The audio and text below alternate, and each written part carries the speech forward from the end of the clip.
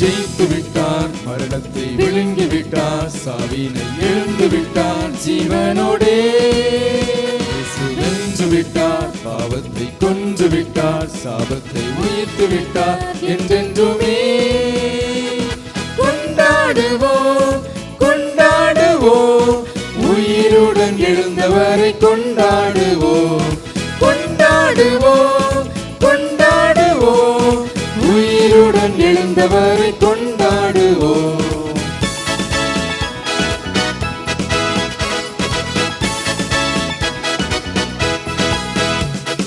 வென்று விட்டார், சாவினை ஜெயித்து விட்டார், மரணத்தை முறித்து விட்டார், கிரியைதனை இயேசு தந்து விட்டார், ரட்சிப்பை சென்று விட்டார், பரலோகம் அமர்ந்து விட்டார், தேவனோடே கொண்டாடுவோம் கொண்டாடுவோம், உயிருடன் எழுந்தவரை கொண்டாடுவோம் கொண்டாடுவோம் கொண்டாடுவோம், உயிருடன் எழுந்தவரை கொண்டாடுவோம்.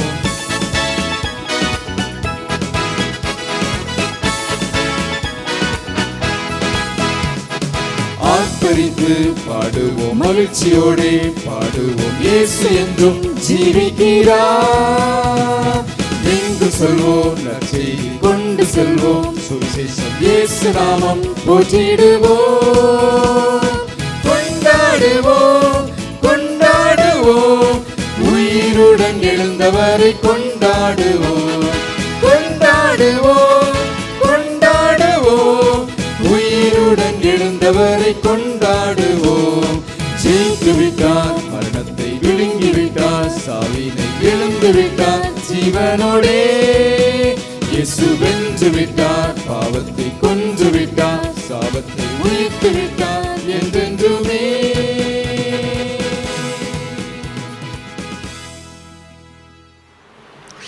கர்த்தராகிய இயேசு கிறிஸ்துவின் இனிய நாமத்தில் உங்கள் யாவருக்கும் எங்களுடைய அன்பான வாழ்த்துக்களை கூறிக்கொள்கிறோம். காணொளி காட்சி மூலமாகவும் ஹெவன் டிவி மூலமாகவும் கர்த்தருடைய வார்த்தைகளை கேட்டுக்கொண்டிருக்கிற அருமையான சகோதர சகோதரிகளை நாங்கள் ஆசிர்வதிக்கிறோம். கர்த்தர் உங்களை வழிநடத்தி காப்பாராக. கண்களை மூடி நாம் ஜெபிப்போம். சர்வ வல்லமையுள்ள எங்கள் தேவனாகிய கர்த்தாவே, நன்றியோடு கர்த்தருடைய நாமத்தை நாங்கள் ஸ்தோத்திரிக்கிறோம். இந்த வேளையிலே கர்த்தருடைய ஆவியானவர் எங்களோடு இடைப்பட்டு நீர் எங்களுக்கு உம்முடைய வார்த்தைகளை அருளுகிறீர். உம்முடைய வார்த்தைகள் ஜீவனாயும் ஆவியாயும் எங்களுக்கு அது பிரயோஜனமாய் இருக்கிறபடியால் மகிமை ஆண்டவரே, கர்த்தருடைய வார்த்தையை கேட்கிற யாவரோடும் உம்முடைய கிருபை விளங்கட்டும். கர்த்தருக்கே மகிமை உண்டாவதாக. துதிகன மகிமையெல்லாம் ஏறெடுக்கிறோம். இயேசு கிறிஸ்துவின் மூலமாய் வேண்டிக் கொள்கிறோம் பரிசுத்த பிதாவே, ஆமீன். கர்த்தருடைய நாமத்துக்கு மகிமை உண்டாவதாக. யோவான் சுவிசேஷம் 20ஆம் அதிகாரம் முதல் 3 வசனங்களை நாம் வாசிப்போம்.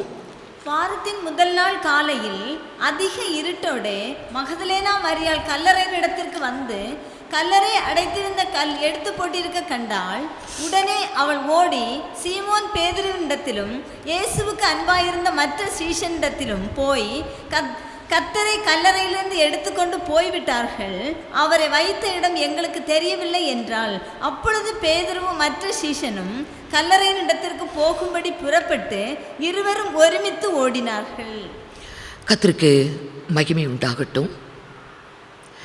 நாம் வாசித்த இந்த சத்திய வசனத்திலே மகதலேனா மரியாள் என்ற பெண் ஆண்டவராகிய இயேசுவிடத்தில் மிகவும் அன்பு கூர்ந்தவள்.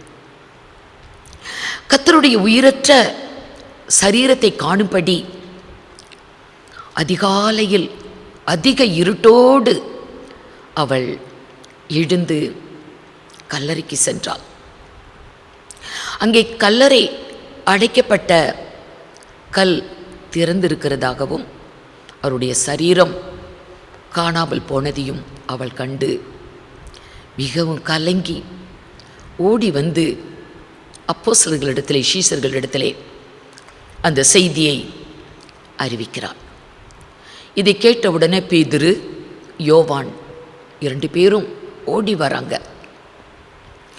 கல்லறைக்குள்ளே வந்து பார்த்தா அப்படித்தான், அவருடைய சரீரம் அங்கே இல்லை. அவர்கள் திரும்பி போய்விட்டார்கள். ஆனால் மரியாளோ அந்த இடத்துல இருந்து அழுது கொண்டிருக்கிறதை பார்க்கிறோம். ஆண்டவராகிய இயேசு கிறிஸ்து மரிப்பதற்கு முன்னதாகவுமே தம்முடைய சீஷர்களிடத்திலே அநேக முறை மனுஷகுமாரன் புறஜாதியருடைய கையிலே ஒப்பு கொடுக்கப்படுவார், அவர்கள் அவரை சிலுவையில் அறைவார்கள், மனுஷகுமாரனோ 3ஆம் நாள் உயிர்த்தெழுவார் என்று ஒரு முறை இருமுறை அல்ல, அநேக தரம் அவர்களுக்கு சொல்லி இருந்தாலும் அதை அவர்கள் இன்னுமே அறியாதவர்களாக தான் காணப்படுகிறார்கள். யோவான் சுவிசேஷம் 20ஆம் அதிகாரம் 9வது வசனம், அவர் மரித்தோரிலிருந்து எழுந்திருக்க வேண்டும் என்கிற வேத வாக்கியத்தை அவர்கள் இன்னும் அறியாதிருந்தார்கள். அவர் மரித்தோரிலிருந்து எழுந்திருக்க வேண்டும் என்ற வேத வாக்கியத்தை இன்னுமே அவர்கள் அறிந்து கொள்ளவில்லை. எத்தனை தரம் அவர்களுக்கு அதை எடுத்து சொன்னார். ஆகிலும் கூட அந்த வார்த்தை, மரித்தோரிலிருந்து உயிர்த்தெழ வேண்டும் என்ற வார்த்தை, சீஷர்களுக்கு அது ஒரு புரியாத ஒரு புதிராகத்தான் காணப்பட்டது. மத்தேயு சுவிசேஷம் 17ஆம் அதிகாரம் 22-23 வசனத்தில், அவர்கள் கலிலேயாவிலே அவர்கள் சஞ்சரிக்கும் பொழுது இயேசு அவர்களை நோக்கி மனுஷகுமாரன் மனுஷர் கைகளில் ஒப்பு கொடுக்கப்படுவார். மனுஷகுமாரனாகிய இயேசு கிறிஸ்து மனுஷருடைய கையிலே அவர் ஒப்பு கொடுக்கப்படுவார், அவர்கள் அவரை கொலை செய்வார்கள், ஆகிலும் 3ஆம் நாளிலே உயிர்த்தெழுந்திருப்பார் என்றார். உயிர்த்தெழுதலை குறித்து சொன்னார். மனுஷகுமாரன் 3ஆம் நாள் அவர் உயிரோடே எழுந்திருப்பார். அவங்க அதை கேட்டாங்க, ஆனால் அது அவர்களுக்கு புரிந்து கொள்ள முடியல. அதே போல மத்தேயு சுவிசேஷம் 20ஆம் அதிகாரம் 18-19வது வசனங்களிலே பார்க்கும் பொழுது, இதோ எருசலேமுக்கு போகிறோம், மனுஷகுமாரன் பிரதான ஆசாரியரிடத்திலும் வேதபாரகரிடத்திலும் ஒப்பு கொடுக்கப்படுவார், அவர்கள் அவரை மரண ஆக்கினைக்குள்ளாக அவரை தீர்த்து அவரை பரியாசம் பண்ணவும் அடிக்கவும் சிலுவையில் அறையவும் புறஜாதியாரிடத்தில் ஒப்பு கொடுப்பார்கள். ஆகிலும் 3ஆம் நாளிலே அவர் உயிரோடு எழுந்திருப்பார். 3ஆம் நாள் உயிரோடு எழுந்திருப்பார். மரித்தோரிலிருந்து அவர் எழுந்திருப்பார், உயிரோடு எழுந்திருப்பார் என்று பல இடத்துல பலமுறை சொன்னார். மார்க்கு சுவிசேஷம் 8ஆம் அதிகாரம் 31வது வசனத்தில் பார்த்தால் 8:31, அல்லாமலும் மனுஷகுமாரன் பல பாடுகள் பட்டு பிரதான ஆசாரியராலும் ஆகாதவன் என்று தள்ளப்பட்டு கொல்லப்பட்டு 3 நாளைக்கு பின்பு உயிர்த்தெழுந்திருக்க வேண்டியதென்று என்று அவர்களுக்கு போதிக்க தொடங்கினார். அப்பயும் இவங்க அதை குறித்து என்ன ஏது ஒன்றும் கேட்டுக்கவே இல்லை. புரிந்ததா புரியலையா என்று கூட இங்கே அறிந்து கொள்ள முடியாது. லூக்கா சுவிசேஷம் 18ஆம் அதிகாரம் 31-34 வரைக்கும் வாசிக்கும் பொழுது அங்கே அவர்களை அந்த வார்த்தையை அறியாதவர்களாக தான் காணப்படுகிறார்கள். பின்பு அவர் அந்நியரையும் தம்மிடத்தில் அழைத்து, எருசலேமுக்கு போகிறோம், மனுஷகுமாரனை குறித்து தீர்க்கதரிசிகளால் எழுதப்பட்டவைகள் எல்லாம் நிறைவேறும். எப்படி எனில் அவர் புறஜாதியாரிடத்தில் ஒப்பு கொடுக்கப்பட்டு பரியாசமும் நிந்தையும் அடைந்து துப்பப்படுவார், அடித்து கொலை செய்வார்கள். 3ஆம் நாளிலே அவர் உயிரோடு எழுந்திருப்பார் என்றார். இவைகளில் ஒன்றையும் அவர்கள் உணரவில்லை. இந்த வார்த்தை அவர்களுக்கு அது புரியல, உணர்ந்து கொள்ள முடியல. அவைகளின் பொருள் அவர்களுக்கு மறைவாயிருந்தது. அவர் சொன்னவைகளை அவர்கள் அறிந்து கொள்ளவில்லை என்று வேதத்தில் பார்க்கிறோம். அது அவங்களுக்கு புரியல. மரித்தோரிலிருந்து உயிர் தள வேண்டும் என்பது அவர்களுக்கு அது புரிந்து கொள்ள இயலாத ஒன்றாய் காணப்பட்டது. இன்னொரு இடத்துல ஆண்டவராகிய இயேசு கிறிஸ்து இதை போல சொல்லுவார். தம்முடைய சீசர்களை அழைத்து கொண்டு போய் ஒரு உயரமான மலையில் அங்கே போய் மறுரூபமானார். அவருடைய முகம் சூரியனை போல பிரகாசித்தது. அவருடைய வஸ்திரம் வெளிச்சமாய் காணப்பட்டது. அங்கே மோசேயும் எலியாவும் வந்து இறங்கினார்கள். இயேசு கிறிஸ்துவின் சிலுவை மரணத்தை குறித்து அவர்கள் சம்பாஷித்தார்கள். அப்பொழுது சீசர்களுக்கு அது ஒன்றும் தெரியல. ஆகிலும் கூட என்ன பேசுவதென்று தெரியாமலேயே பேதுரு சொல்லுவான், ஆண்டவரே, நாம் இங்கே இருக்கிறது நல்லது. உமக்கு ஒரு கூடாரமும் எலியாவுக்கு ஒரு கூடாரமும் மோசேக்கு ஒரு கூடாரமும் போடுவோம் அப்படின்னு சொல்லுவான்.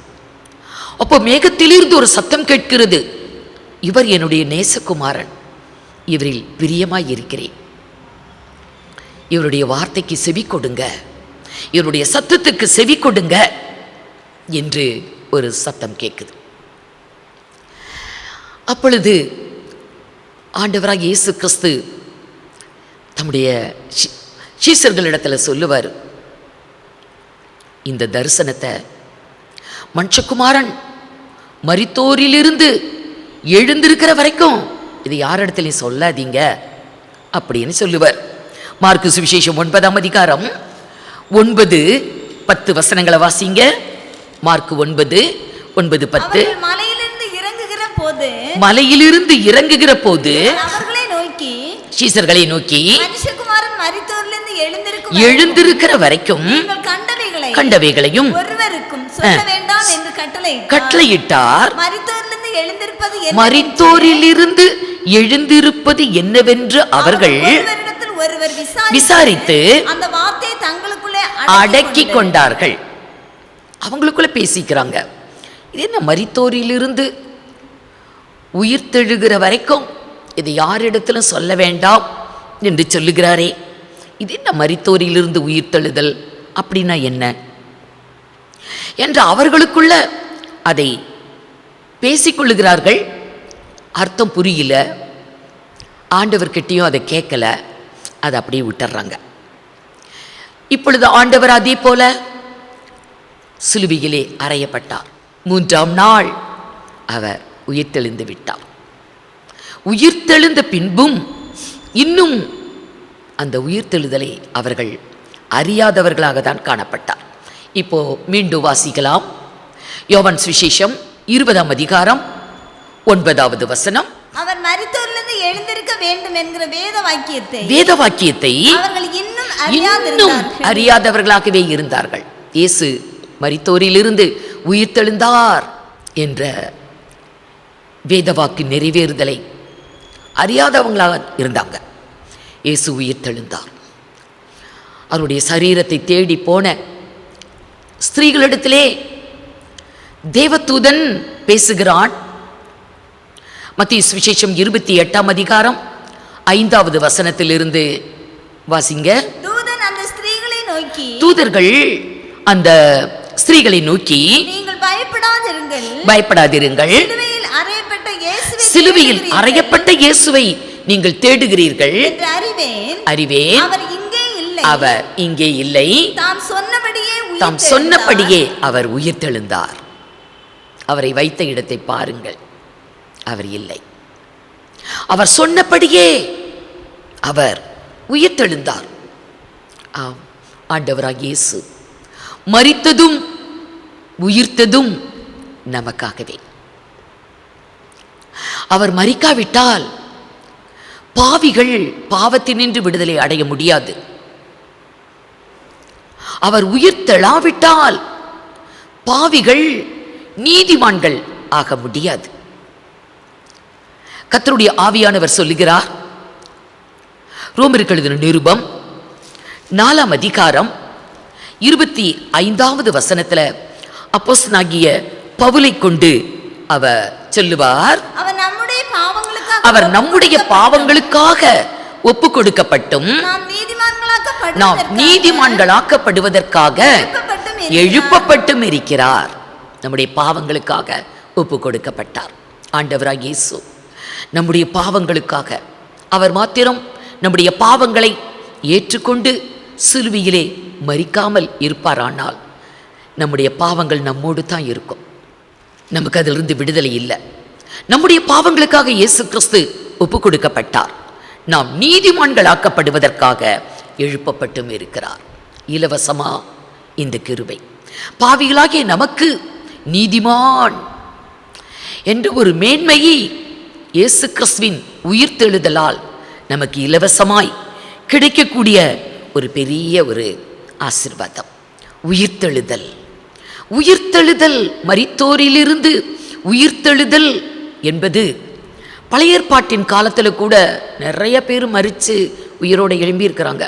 புதிய ஏற்பாட்டிலும் அநேகர் மரித்து எழுந்திருக்கிறாங்க. ஆனால் இந்த உயிர்த்தெழுதல் என்பதில் மேன்மையான ஒரு உயிர்த்தெழுதல் என்றும் ஒன்று உண்டு. மேன்மையான ஒரு உயிர்த்தெழுதல். எபிரேயர் 11ஆம் அதிகாரம், எபிரேயர் 11ஆம் அதிகாரம் 35வது வசனத்தை வாசிக்கலாம். ஸ்திரீகள் சாக கொடுத்த தங்கள் தேவர்களை, ஸ்திரீகள் சாக கொடுத்த தங்களுடையவர்களை உயிரோடு எழுந்திருக்க பெற்றார்கள், உயிரோடு எழுந்திருக்க பெற்றார்கள். இது ஒரு உயிர்த்தெழுதல். நிறைய பேர் செத்துட்டாங்க, ஆனால் திரும்ப உயிரோட எழும்பி இருக்கிறாங்க. ஸ்திரீகள் சாக கொடுத்த தங்களுடையவர்களை உயிரோடே எழுந்திருக்க பெற்றார்கள். சரி, அடுத்த பகுதி. வேறு சிலர் மேன்மையான உயிர்த்தெழுதலை அடையும்படிக்கு, மேன்மையான உயிர்த்தெழுதலை அடையும்படிக்கு விடுதலை பெற சம்மதியாமல், விடுதலை பெற அவங்க உயிரோடு எழும்ப அவங்க சம்மதிக்கல. இப்ப அவங்க உயிரோடு இப்ப எழும்ப வேண்டாம் என்று வேறு சிலர் மேன்மையான உயிர்த்தெழுதலை அடையும்படிக்கு விடுதலை பெற சம்மதியாமல் வாதிக்கப்பட்டார்கள். எப்படியும் தங்களுக்கு அருமையானவர்களை இழந்து போகிறது என்பது அது ஒரு பாதிப்பான காரியம். ஆனால் அநேக ஸ்திரீகள் தங்களுடையவர்கள் மரித்தார்கள், அவங்கள திரும்ப உயிரோடு பெற்றுக்கொண்டாங்க.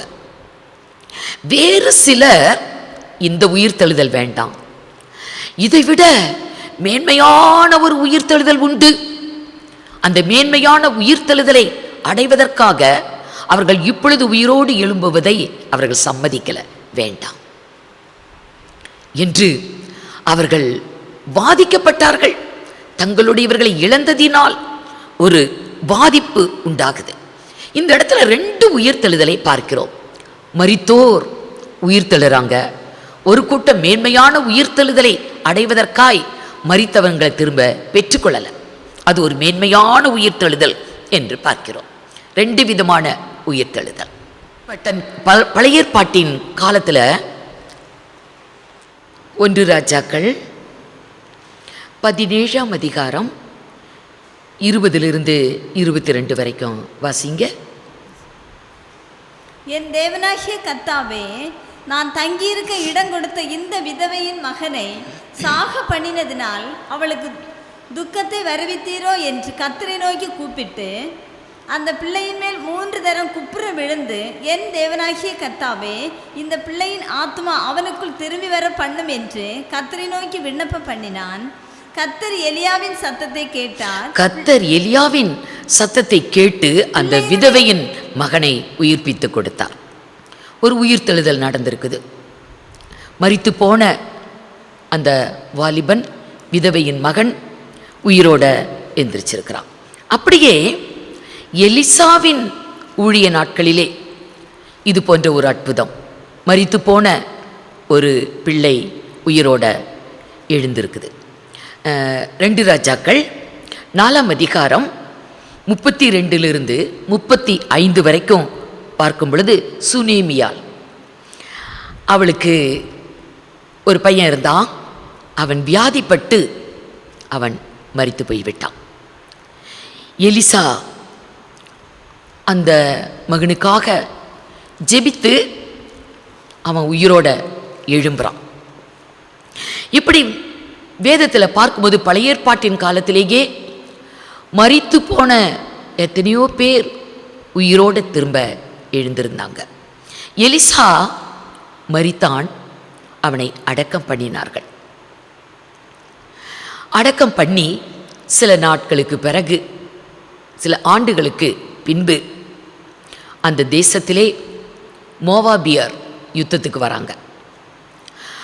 அப்படிப்பட்ட சந்தர்ப்பத்தில் ஒரு மனிதன் இறந்து விட்டான். அவனை அடக்கம் பண்ணுவதற்காக கொண்டு போகிறாங்க. கொண்டு போகும்போது மோவாபியருடைய தண்டுகள் வருகிறதை பார்த்து அவர்கள் மிகவும் பயந்து அடக்கம் பண்ண முடியாமல் அருகில் இருந்த ஒரு கல்லறையில் அந்த டெட் பாடியை போட்டுட்டு அவங்க போவாங்க.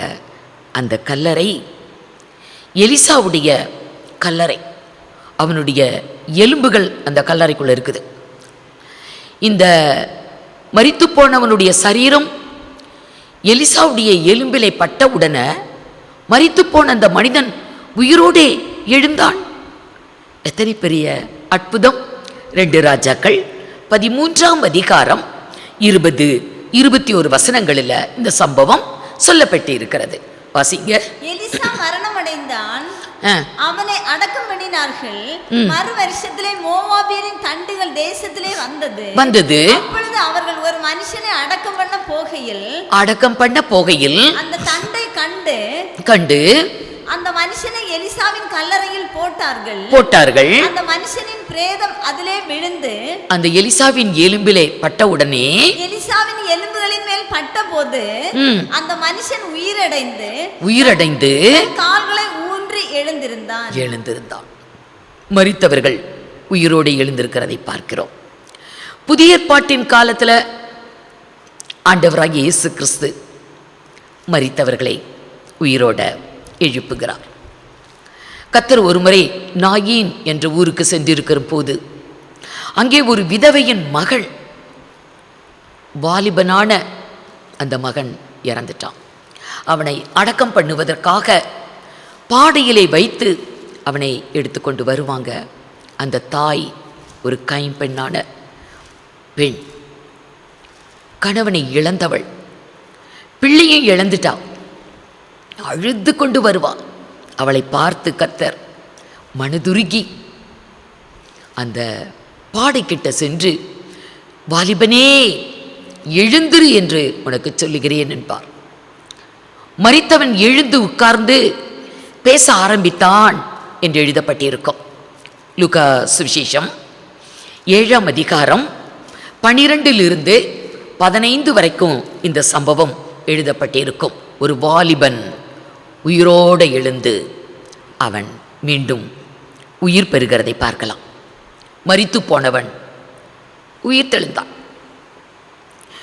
அப்படியே ஜப ஆலய தலைவன் ஒரு மனுஷன் இருந்தான், யவிரு. அவனுடைய ஒரே மகள் வியாதிப்பட்டு மரித்து போகிறான். அவன் ஆண்டவராக இயேசுவை வந்து அழைக்க வரான். சுகவீனமாக இருக்கும் போதே, கர்த்தரை அழைத்து கொண்டு இருக்கும் போது மரித்த செய்தி, பிள்ளை மரித்த செய்தி கேள்விப்படுறான். இனி போதகரை ஏன் வருத்தப்படுத்த வேண்டும் என்று சொல்கிறாங்க. ஆனால் ஆண்டவராக இயேசு யவிருடைய வீட்டுக்கு சென்றார். அங்கே சென்ற பொழுது எல்லாரும் உட்காந்து அழுதுட்டு இருப்பாங்க. ஆனால் கர்த்தர் சொல்வார், பிள்ளை இன்னும் மரிக்கவில்லை, அவளுடைய உயிர் அவளுக்குள் தான் இருக்கிறது என்று நம்பாதவங்களையெல்லாம் வெளியே அனுப்பிட்டு தன்னுடைய சீசர்களையும் அந்த பிள்ளையின் பெற்றோரையும் உள்ள வைத்து கதவை அடைத்து, ஆண்டவராக இயேசு மரித்த அந்த பிள்ளையின் சரீரத்தை பார்த்து, தலிதாகுமி, சிறு பெண்ணே எழுந்திரு என்றார். மரித்து போன பிள்ளை உயிரோட எழும்புகிறதை பார்க்கலாம். மார்க்கு சுவிசேஷம் 5ஆம் அதிகாரம் 38ஆம் வசனத்திலிருந்து வாசிங்க. ஜெப ஆலய தலைவனுடைய வீட்டிலே வந்து சந்தடியையும் மிகவும் அழுது புலம்புகிறவர்களையும் கண்டு உள்ளே பிரவேசித்து, நீங்கள் சந்தடி பண்ணி அழுகிறது என்ன? பிள்ளை மரிக்கவில்லை இருக்கிறாள் என்றார். அதற்காக அவரை பார்த்து நகைத்தார்கள். எல்லாரையும் அவர் வெளியே போக பண்ணி பிள்ளையின் தகப்பனையும் தாயையும் தம்மோட வந்தவர்களையும் அழைத்து கொண்டு பிள்ளை இருந்த இடத்தில் பிரவேசித்து பிள்ளையின் கையை பிடித்து தலிதா கூமி என்றார். அதற்கு சிறு பெண்ணே எழுந்திரு என்று உனக்கு சொல்லுகிறேன் என்று அர்த்தமாம். புதிய ஏற்பாட்டின் காலத்திலும் கூட எத்தனை பேர் உயிரோடு எழும்பினாங்க, உயிர் தெழுந்தார்கள். அப்படியே லாசரு மரித்து 4 நாள் ஆயிற்று. அவர் லாசருவே வெளியே வா என்று உரத்த சத்தமிட்டு சொன்னார். மரித்தவன் உயிரோடே எழுந்து வெளியே வந்தான் என்று யோவான் சுவிசேஷம் 11ஆம் அதிகாரம் 43-44 வசனங்கள்ல பார்க்கலாம். இன்னும் இப்படியே பார்த்து கொண்டு போக முடியும். மரித்தவங்க உயிரோடு எழும்பியிருக்கிறாங்க. ஆண்டவராய் இயேசு கிறிஸ்து சிலுவையிலே தன் ஜீவனை விடும் பொழுது மிகுந்த சத்தமிட்டு கூப்பிட்டு தன் ஜீவனை பிதாவிடத்தில் ஒப்புக் கொடுத்தார். அப்பொழுது நடந்த ஒரு பெரிய சம்பவம். பூமி அதிர்ந்தது, கன்மலைகள் பிளந்தது, கல்லறைகள் திறந்தது, அநேக பரிசுத்தவான்களுடைய கல்லறைகள் திறந்தது. மரித்து போன பரிசுத்தவான்கள் உயிரோடே எழும்பினார்கள். ஆண்டவராய் இயேசு கிறிஸ்து 3ஆம் நாள் உயிர்த்தெழும் வரைக்கும் அவர்கள் தங்கள் தங்கள் கல்லறை மேலே நின்று கொண்டிருக்கிறாங்க. இயேசு உயிர்த்தெழுந்த பின்பு இவர்கள் பரிசுத்த நகரத்திலே பிரவேசித்து அநேகருக்கு காணப்பட்டார்கள் என்று வேதத்தில் எழுதப்பட்டிருக்கிறது. மத்தேயு சுவிசேஷம் 27ஆம் அதிகாரம் 50 53 வசனம் வரைக்கும் வாசித்தால் இந்த சம்பவம் அங்கே சொல்லப்பட்டிருக்கும். இயேசு மறுபடியும் மகா சத்தமாய் கூப்பிட்டு ஆவியை விட்டார். தேவாலயத்தின் திரைச்சீலை மேல் தொடங்கி கீழ் வரைக்கும் இரண்டாக கிழிந்தது. பூமி அதிர்ந்தது, கன்மலைகள் பிளந்தது, கல்லறைகள் திறந்தது, அடைந்திருந்த அநேக பரிசுத்தவான்களுடைய சரீரங்களும் எழுந்திருந்தது. அவர் உயிர்த்தெழுந்த பின்பு இவர்கள் கல்லறைகளை விட்டு புறப்பட்டு பரிசுத்த நகரத்தில் பிரவேசித்து அநேகர் கண்டாங்க. மரித்தோர் உயிர்த்தெழுந்தார்கள். மரித்து போனவங்க எத்தனையோ பேர் உயிரோடு எழும்பி இருக்கிறாங்க. அப்போஸ்தலர்கள் மூலம் கூட பேதுரு கூட தபித்தாள் என்ற ஒரு பெண்ணை உயிரோடே எழுப்பின சம்பவம் அப்போஸ்தலர் 9ஆம் அதிகாரம் 40ஆம் வசனத்தில் சொல்லப்பட்டிருக்கும். இப்படி வேதத்தில் பழைய ஏற்பாட்டின் காலத்திலும் புதிய ஏற்பாட்டின் காலத்திலும் மரித்து போனவங்க எவ்வளோ பேர் உயிரோடு எழும்பினாங்க. இது ஒரு உயிர்த்தெழுதல். ஆனால் மீண்டும் மரித்தார்கள். ஸ்திரீகள் தங்களுடைய சாக கொடுத்த தங்களுடையவர்களை மீண்டும் உயிரோடு பெற்றுக்கொண்டவர்கள் அநேகர். ஆனால் வேறு சிலரோ மேன்மையான உயிர்த்தெழுதலை பெரும்படிக்கு அவர்கள் உயிர்த்தெழ சம்மதியாமல் பாதிக்கப்பட்டார்கள் என்று எபிரேயர் 11:35 நம்ம பார்த்தோம். அது ஒரு மேன்மையான உயிர்த்தெழுதல். இப்போ மரித்து உயிரோடே எழும்பினவர்களை நம்ம தியானித்தோம். அவங்கெல்லாம் கொஞ்ச நாள் இருந்துட்டு மீண்டும் மரித்தார்கள். மறுபடியும் அவர்கள் மரித்து போனார்கள். ஆனால் மேன்மையான உயிர்த்தெழுதல் என்பது அப்படி அல்ல. கர்த்தர் வெளிப்படும் நாளிலே அவர்கள் உயிரோடு எழுந்து மறுரூப சரீரத்தோடு கர்த்தரை தரிசித்து கர்த்தரோடு நித்தியமாய் வாழப்போகிறார்கள். அது ஒரு மேன்மையான உயிர்த்தெழுதல். மரித்தோரின் உயிர்த்தெழுதல் எப்படி இருக்கும் என்று ஒருவன் கேட்டால் அவனுக்கு நீங்கள் எப்படி பதில் சொல்லணும் என்று அப்போஸ்தலனாகிய பவுல் கொரிந்து சபைக்கு எழுதுகிறதை நம்ம பார்க்கலாம். மரித்தவங்க உயிர்த்தெழுதல், அதாவது அந்த மேன்மையான உயிர்த்தெழுதல், அதை குறித்து அவர் விவரித்து கொண்டு போவார். 1 கொரிந்தியர் 15ஆம் அதிகாரம் 35 கொஞ்சம் கீழே வாசிட்டு வாங்க. ஆகிலும் மரித்தோர் எப்படி எழுந்திருப்பார்கள், எப்படி எழுந்திருப்பார்கள், எப்படிப்பட்ட சரீரத்தோடு வருவார்கள் என்று ஒருவன் சொல்வானாகில், புத்தியினனே, விதைக்கிற விதை செத்தால் ஒழிய உயிர்க்க மாட்டாதே. செத்தாதான் உயிர்ப்பிக்கப்பட முடியும் எந்த விதை வகைகளும். அப்படியே நீ விதைக்கிற போது இனி உண்டாகும் மேனியை விதையாமல் கோதுமை அல்லது மற்றொரு தானியத்தினுடைய வெறும் விதையே விதைக்கிறாய். அதற்கு தேவன் தமது சித்தத்தின்படியே மேனியை கொடுக்கிறார். ஒவ்வொரு விதை வகைகளுக்கும் தேவன் ஒரு அழகான மேனியை கொடுக்கிறார். விதை பூமியிலே விழுந்து மண்ணிலே விழுந்து அது செத்த பின்பு ஒரு அழகான மேனியோடு கூட எழும்புகிறதை பார்க்கிறோம். ஒவ்வொரு விதைகளுக்கும் ஒவ்வொரு விதமான அழகிய மேனியை தேவன் கொடுக்கிறார்.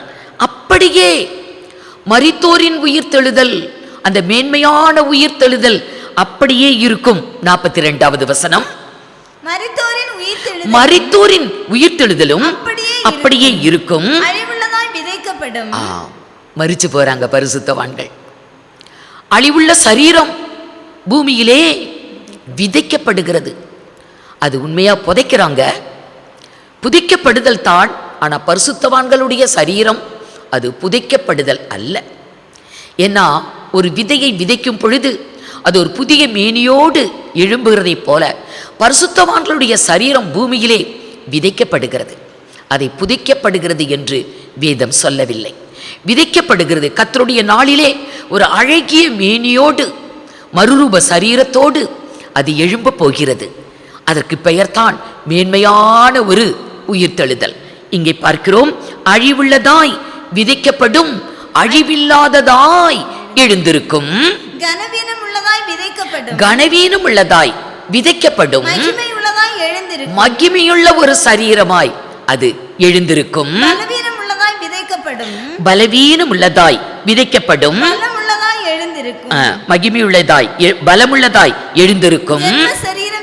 ஜென்ம சரீரம் விதிக்கப்படும்.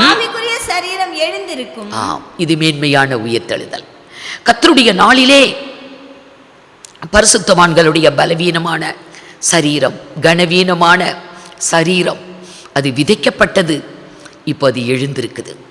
ஒரு அழகிய மேனியோடு மறுரூப சரீரத்தோடு எழும்புகிறதை பார்க்கிறோம்.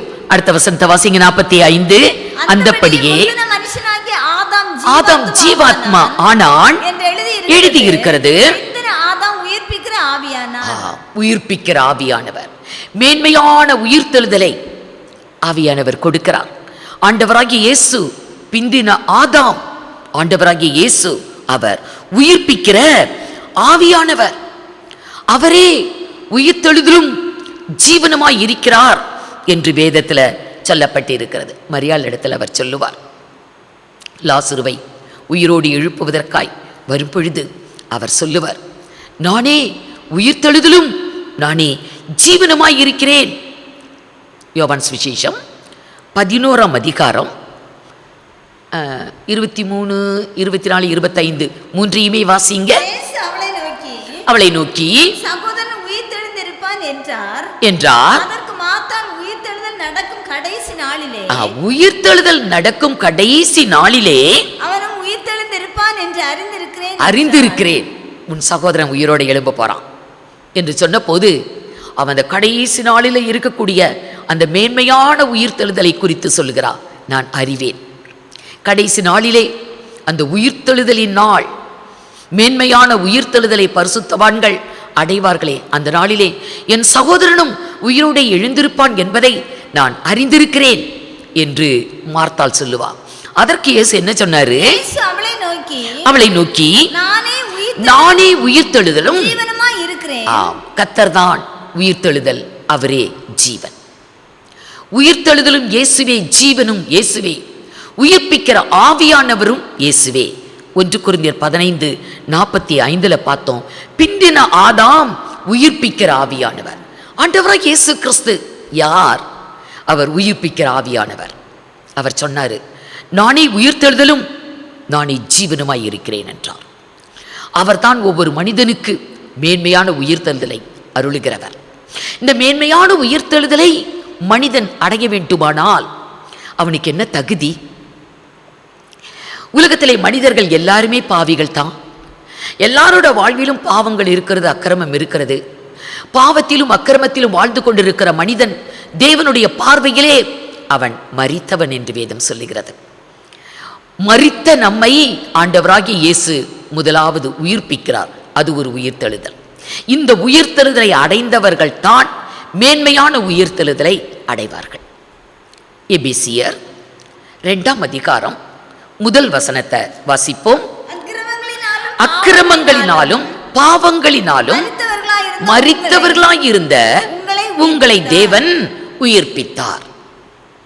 அக்கிரமத்துல பாவத்துல வாழ்ந்து கொண்டிருக்கிற மனிதன் உயிருள்ளவன் தான். நடமாடுறான், வாழ்றான், நடக்கிறான், போறான், வாரான், எல்லாம் செய்கிறான். ஆனால் அவன் தேவனுடைய பார்வையிலே மரித்தவன். அக்கிரமத்திலும் பாவத்திலும் விடுதலை பெறாமல் வாழ்ந்து கொண்டிருக்கிற மனிதன் தேவனுடைய பார்வையில் மரித்தவன். கர்த்தர் அவர்களை ரட்சிக்கிறார். பாவத்திலே விடுதலை கொடுத்து மன திரும்புதலை தந்து பாவ மன்னிப்பை அருள் செய்து அவர்களை ஞானஸ்தானத்தினாலே ரட்சிக்கிறார். அவர்கள் உயிர்ப்பிக்கப்படுகிறார்கள். ரட்சிப்பை பெறுவது ஒரு உயிர், அவர்கள் உயிர் பெறுவது.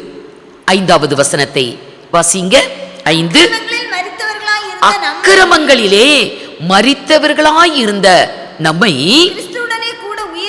கிறிஸ்துவுடனே கூட உயிர்ப்பித்தார். ரட்சிப்பு தான் உயிர், நம்ம உயிர்ப்பிக்கப்படுகிறது. இப்படி யாரெல்லாம் பாவத்தில் அக்கிரமத்தில் வாழ்ந்து உயிர்ப்பிக்கப்படுகிறார்களோ, பாவ மன்னிப்பை பெற்று ரட்சிப்பை பெறுகிறார்களோ, அவர்களுக்குத்தான் அந்த மேன்மையான ஒரு உயிர்த்தெழுதல். கர்த்தருடைய உயிர்த்தெழுதலின் ஆவியையும் பெற்றுக்கொள்ள வேண்டும். ஆத்தும ரட்சிப்பை பெற வேண்டும். 2வது உயிர்த்தெழுதலின் ஆவியை நம்ம பெற்றிருக்கணும். இது ரெண்டும் நம்ம இடத்துல இருக்கணும். அவர்கள் மேன்மையான உயிர்த்தெழுதலை அடைவார்கள். ரோமருக்கு எழுதின நிருபம் 8ஆம் அதிகாரம் 11வது வசனத்தை வாசிங்க. இயேசுவை மரித்தோரிலிருந்து எழுப்பினவருடைய ஆவியை உங்களில் வாசமாய் இருந்தால் கிறிஸ்துவை மரித்தோரிலிருந்து எழுப்பினவர் உங்களில் வாசமாய் இருக்கிற நம்முடைய ஆவியினாலே சாவுக்கு ஏதுவான உங்கள் சரீரங்களையும் உயிர்ப்பிப்பார். பாவத்திலே அக்கிரமத்திலே நாம் விடுதலை பெற்று உயிர்ப்பிக்கப்பட்டு ரட்சிப்பை பெறுகிறோம். 2வது உயிர்ப்பிக்கிற ஆவி, பரிசுத்த ஆவி நமக்குள் இருக்கணும். கிறிஸ்து இயேசுவை மரித்தோரிலிருந்து உயிர்ப்பித்தவருடைய ஆவி நமக்குள் வாசமாய் இருக்க வேண்டும். நம்முடைய சரீரம் அது சாவுக்கு ஏதுவான ஒரு சரீரம். இதை அந்த உயிர்த்தெழுதலின் ஆவி உயிர்ப்பிக்கிறது. சாவுக்கு ஏதுவான உங்கள் சரீரத்தை உயிர்ப்பிக்கும். எப்படி ஒரு மனிதன் இந்த உலக வாழ்விலே பாவத்தில் அக்கிரமத்தில் விடுதலை பெற வேண்டும், அது உயிர்ப்பிக்கப்படுகிறது. 2வது உயிர்த்தெழுதலின் ஆவி, பரிசுத்த ஆவி பெற்றிருக்க வேண்டும். இது ரெண்டும் இருக்கும் போது தான் ஆண்டவராகிய இயேசு வெளிப்படும் போது அவர்கள் மேன்மையான உயிர்த்தெழுதலை பெறுவார்கள். கர்த்தருடைய வருகை தாமதிக்குமே ஆனால் அவங்க இந்த உலகத்தின் ஓட்டம் முடிவடையும், கல்லறையில் வைக்கப்படுவாங்க. கர்த்தர் வெளிப்படும் போது இவர்கள் மேன்மையான உயிர்த்தெழுதலை அடைந்து கர்த்தரை தரிசித்து அவரோடு கூட நித்தியமாய் அவர்கள் வாழுவார்கள். இவர்கள் தான் உயிர்த்தெழுதலின் பிள்ளைகள். உயிர்த்தெழுதலுக்கென்று அவர்கள் நியமிக்கப்படுகிறவர்கள், உயிர்த்தெழுதலின் பிள்ளைகள். ஆண்டவராக இயேசு சொன்னார். லூக்கா சுவிசேஷம் 20ஆம் அதிகாரம் 34வது வசனத்திலிருந்து 36வது வசனம் வரைக்கும் வாசிக்கும் போது இயேசு அவர்களுக்கு பிரதியுத்தரமாக இந்த பிரபஞ்சத்தின் பிள்ளைகள் பெண் கொண்டும், இந்த உலகத்தின் மக்கள் பெண் கொண்டும் பெண் கொடுத்து வருகிறார்கள். இது உலகத்தின் வழக்கம். உலகத்தார் பெண் கொடுக்கிறது, பெண், அது இந்த பூமியில இருக்கிற காரியம். இது பரலோகத்துல இல்ல. வாசிங்க. மறுமையையும் மரித்தோரிலிருந்து எழுந்திருக்குதலையும் அடைய பாத்திரராக எண்ணப்படுகிறவர்களோ, மேன்மையான உயிர்த்தெழுதலை அடைவதற்கு பாத்திரவான்களாய் எண்ணப்படுகிறவர்களோ பெண் கொள்வதும் இல்லை. அது பரலோகத்துல இல்ல, இது பூலோகத்தில் உள்ள காரியம். அவர்கள் பெண் கொள்வதும் இல்லை, பெண் கொடுப்பதும் இல்லை. அவர்கள் இனி மரிக்கவும் மாட்டார்கள். அவர்கள் உயிர்த்தெழுதலின் பிள்ளைகள்.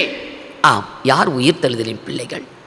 பாவத்திலே அக்கிரமத்திலே மரித்து கிடந்த நம்மை அவர் ரட்சிப்பினாலே நம்மை உயிர்ப்பிக்கிறார். ஞானஸ்நானத்தினாலே நம்மை உயிர்ப்பிக்கிறார்.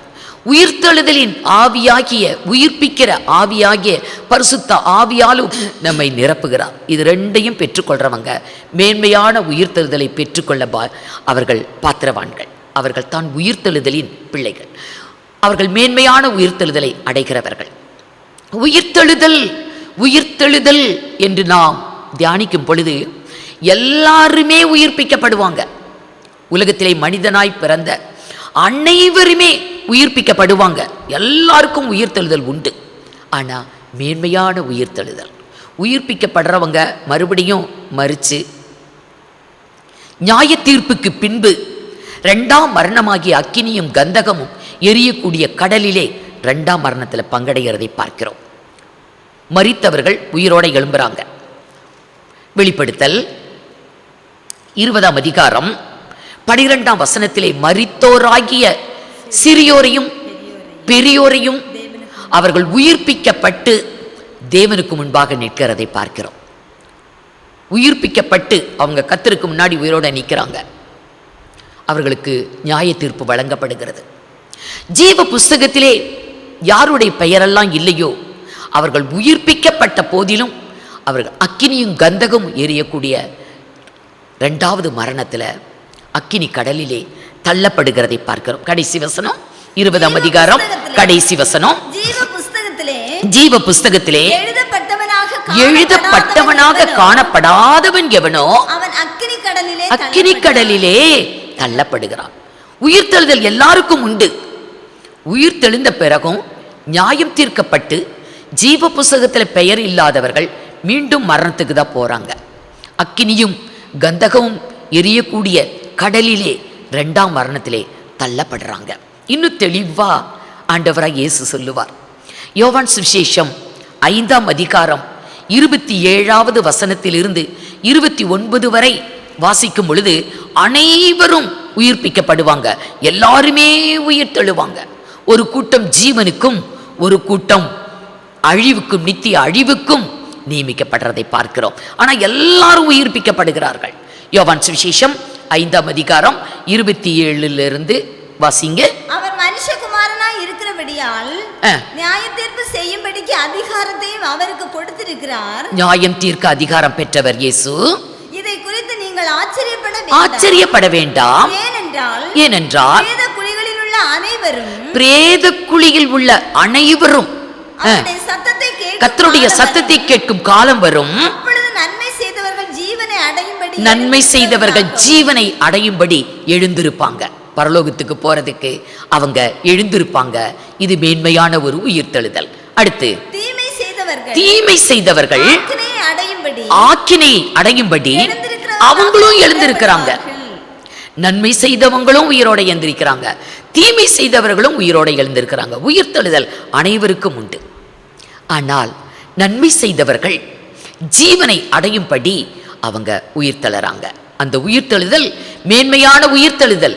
அவர்கள் மரிப்பதில்லை, இனி மரணம் இல்லை. அவர்கள் நித்தியமாய் கர்த்தரோடு வாழ போறாங்க. ஆனா தீமை செய்தவர்கள் எழுந்திருக்கிறாங்க. நியாயம் தீர்க்கப்பட்ட பின்பு இரண்டாம் மரணத்தை அடைகிறாங்க. நித்திய அழிவுக்கு நியமிக்கப்படுறாங்க. மறுபடியும் அழிவுக்கு செல்லுகிறார்கள். ஆகவே உயிர்த்தெழுதல் அநேகர் உயிரோடு எழும்பலாம். ஆனா என்ன பிரயோஜனம்? மேன்மையான உயிர்த்தெழுதலை அடையிறதான் அது மேன்மை, அது சிறந்தது, அது உன்னதமானது. ஆம், அப்படிப்பட்ட ஒரு மேன்மையான உயிர்த்தெழுதலை தேவனாகிய கர்த்தர் நமக்கு வைத்திருக்கிறார். அதற்கு நாம் என்ன செய்யணும்? அதை அடைவதற்கு இப்பொழுது பாவத்தில் வாழ்ந்து கொண்டிருக்கிறோமா? நாம் தேவனுடைய பார்வையிலே மரித்தவர்கள். பாவத்திலும் அக்கிரமத்திலும் வாழ்கிறவர்கள் தேவனுடைய பார்வையிலே மரித்தவர்கள். ஆத்தும ரட்சிப்பை பெற வேண்டும். நம்மை உயிர்ப்பிக்கிறார். ஆத்தும ரட்சிப்பை பெற வேண்டும். அப்படிப்பட்டவர்களே மேன்மையான உயிர்த்தெழுதலை அடைவதற்கு பாத்திரவான்கள். கர்த்தர் அப்படிப்பட்டதான உன்னதமான பாதையிலே நாம் அனைவரையும் வழி நடத்துவாராக. கர்த்தர் உங்கள் அனைவரையும் ஆசீர்வதிப்பாராக. கண்களை மூடி நாம் ஜெபிப்போம். ஜெபம் செய்வோம். எங்களை அதிகமாய் நேசிக்கிற எங்கள் நல்ல ஆண்டவரே, இந்த நாளுக்காக உமக்கு நன்றி செலுத்துகிறோம். கேட்ட சத்திய வசனங்களுக்காக உம்மை துதிக்கிறோம், ஸ்தோத்தரிக்கிறோம். ஆண்டவரே, எங்களுடைய பாவங்களுக்காக தம்மையே நீங்கள் சிலுவையில் ஒப்பு கொடுத்து எங்களை நீதிமான்களாக ஆக்கும் பொருட்டு உயிரோடே எழுந்து இருக்கிற தேவன், நன்றி செலுத்துகிறோம். ஆண்டவரே, அக்கிரமங்களினாலும் பாவங்களினாலும் மரித்தவர்களாய் இருந்த எங்களை உயிர்ப்பிக்கும் பொருட்டு தம்மையே சிலுவையிலே பலியாக ஒப்பு கொடுத்தீங்க. கிருபையினாலே எங்களை நீங்கள் ரட்சித்திருக்கிறீங்க. அந்த தயவுக்காக உமக்கு நன்றி செலுத்துகிறோம். நாங்களும் ஒரு நாள் உயிர்ப்பிக்கப்படும் பொழுது ஜீவ புஸ்தகத்திலே எங்களுடைய பெயர் காணப்படத்தக்கதாக எங்கள் ஒவ்வொருவரையும் நீங்கள் தகுதிப்படுத்த வேண்டுமாறு ஜெபிக்கிறோம். எங்களுடைய உயிர்த்தெழுதலும் மேன்மையான உயிர்த்தெழுதலாக காணப்பட எங்கள் ஒவ்வொருவருக்கும் நீங்கள் கிருபை செய்யணுமாறு ஜெபிக்கிறோம். ஆண்டவரே, தங்களுடைய இஷ்டம் போல வாழ்ந்து கொண்டிருக்கிற ஒவ்வொருவரையும் கண்ணோக்கி பார்க்க வேண்டுமாறு ஜெபிக்கிறோம். ஆண்டவரே, நாங்களும் எங்கள் இஷ்டப்படி எங்களுடைய வாழ்க்கையை நாங்கள் தீர்மானித்து கொள்ளாதபடிக்கு ஆண்டவரே, நாங்களும் ரட்சிக்கப்பட்டு எங்களுடைய பாவங்களை விட்டு நாங்கள் ஆண்டவரே மனம் திரும்பி உண்மையே நாங்கள் உறுதியாக பற்றி கொண்டு அந்த உயிர்த்தெழுதலின் சமயத்திலே ஜீவ புஸ்தகத்திலே எங்களுடைய ஒவ்வொருவருடைய பெயரும் காணப்படத்தக்கதாக எங்கள் ஒவ்வொருவருக்கும் தகுதிப்படுத்த எங்களுக்கு கிருபை செய்யணுமாறு ஜெபிக்கிறோம். ஆண்டவரே, இந்த நாட்களிலும் கூட தேசத்திற்காக ஜெபிக்கிறோம். தேசத்திற்குள் உள்ள ஒவ்வொருவருக்காக நாங்கள் ஜெபிக்கிறோம். அப்பா, தங்கள் மனம் போன போக்கிலே வாழ்ந்து கொண்டிருக்கிற, தங்களுடைய இஷ்டப்படி வாழ்ந்து கொண்டிருக்கிற ஆண்டவரே, எந்த ஒரு கவலையும் இல்லாமல் மனம் போன போக்கிலே வாழ்ந்து கொண்டிருக்கிற ஒவ்வொருவருக்காக நாங்கள் ஜெபிக்கிறோம். உம்மை அவர்கள் உறுதியாக பற்றி கொண்டு ஆண்டவரே ரட்சிக்கப்பட்டு தங்களுடைய பாவங்களை விட்டு மனம் திரும்பி உமக்காக வாழ ஒவ்வொருவரையும் நீங்கள் எடுத்து பயன்படுத்த வேண்டுமாறு ஜெபிக்கிறோம். ஆண்டவரே, இந்த நாட்களிலும் கூட ஆண்டவரே, இந்த வைரஸின் தாக்கத்தினாலே பாதிக்கப்பட்டுள்ள ஒவ்வொருவருக்காக ஜெபிக்கிறோம். நீங்களே நல்ல பரிபூர்ண சுகத்தை ஆண்டவரை அருளச் செய்யணுமாறு ஜெபிக்கிறோம். எங்கள் ஒவ்வொருவரையும் பத்திரமாக பாதுகாத்து கொள்ளுங்க. உம்முடைய வழியிலே அனுதினமும் எங்களை வழி நடத்துங்க. மீட்பர் இயேசு மூலம் ஜெபிக்கிறோம் நல்ல பிதாவே, ஆமேன். என் ஆத்துமாவே கர்த்தரை ஸ்தோத்ரி, என் முழுவுள்ளமேருடைய பரிசுத்த நாமத்தை ஸ்தோத்ரி. என் ஆத்துமாவே கர்த்தரை ஸ்தோத்ரி, அவர் செய்த சகல உபகாரங்களையும் மறவாதே. ஆமேன். பேசலாம்.